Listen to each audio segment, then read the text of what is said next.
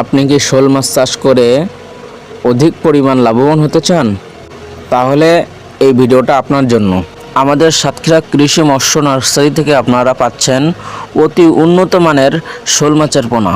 আপনারা অনেকেই ইউটিউব, ফেসবুকে দেখে থাকেন যে শোল মাছ চাষ, কিন্তু কিভাবে চাষ করে সেটা আপনারা জানেন না, এবং কি শোল মাছ চাষ করে লাভবান হতে পারেন সেটা আপনারা জানেন না।